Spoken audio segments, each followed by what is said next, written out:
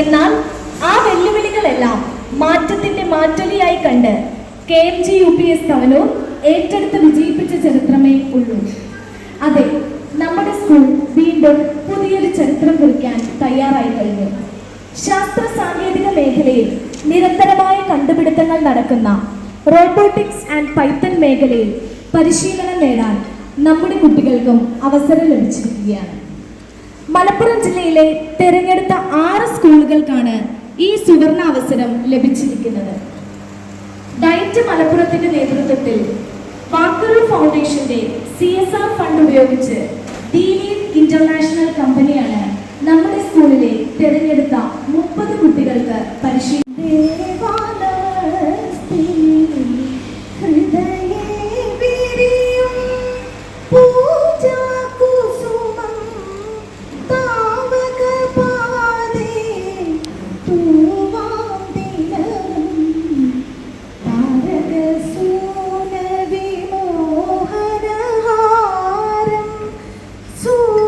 ഈ മലപ്പുറം ജില്ലയിൽ നമുക്ക് ഏറ്റവും പരിചയമുള്ളൊരു വാക്കാണ് സക്കാത്ത്, അല്ലേ?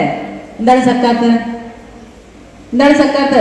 നമ്മുടെ വരുമാനത്തിന്റെ ഒരു നിശ്ചിത ഭാഗം അതില്ലാത്ത പാവപ്പെട്ട ആളുകൾക്ക് വേണ്ടി നീക്കി വയ്ക്കുന്നതാണ് സക്കാത്ത്, അല്ലേ? വ്യക്തികൾ സക്കാത്ത് കൊടുക്കുന്നുണ്ട്. ഒരു സ്കിൽ ഡെവലപ്പ് ചെയ്യാൻ അത്തരം ഫണ്ടുകൾ മാറ്റിവെക്കുന്ന എത്ര കമ്പനികളുണ്ട് എന്ന് എനിക്കറിയില്ല. പഞ്ചായത്തിനെ കുറിച്ച് ഞാൻ ഒന്നും നിങ്ങളോട് പറയേണ്ടതില്ല. ഈ വിദ്യാലയത്തിൽ കാണുന്ന എല്ലാ സൗകര്യങ്ങളുടെയും ഒരു ഭീമമായ ഭാഗം പഞ്ചായത്ത് അനുവദിച്ചു തന്നിട്ടുള്ളതാണ്.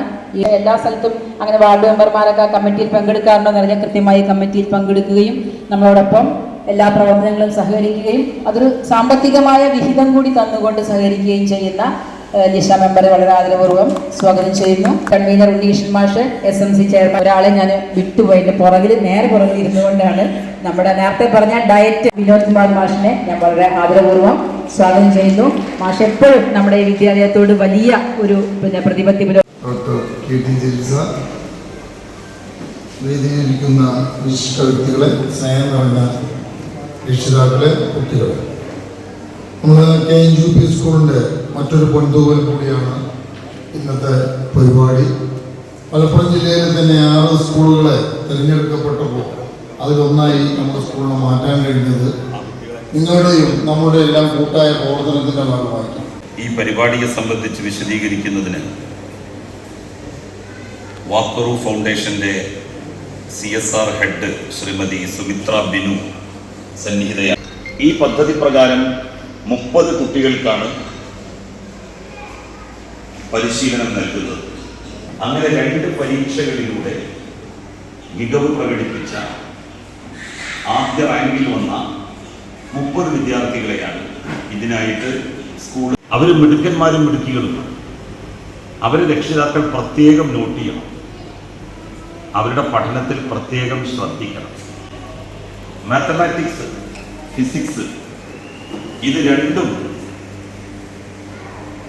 അവർ നന്നായി പഠിച്ചാൽ ആകുമ്പോൾ നല്ല മിടുക്കന്മാരായ മക്കളെ വളർത്തിയെടുക്കുവാൻ വേണ്ടി, എഞ്ചിനീയർമാരെ, ടെക്നോക്രാറ്റുകളെ വളർത്തിയെടുക്കാൻ വേണ്ടി നമുക്ക് സാധിക്കും.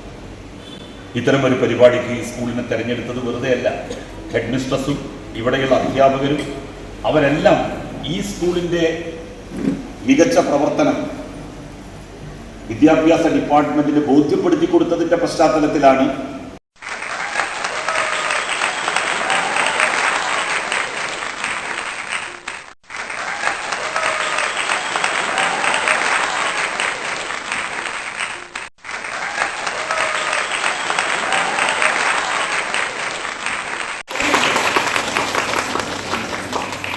എല്ലാവർക്കും ഒരു ഗുഡ് ഈവനിങ്.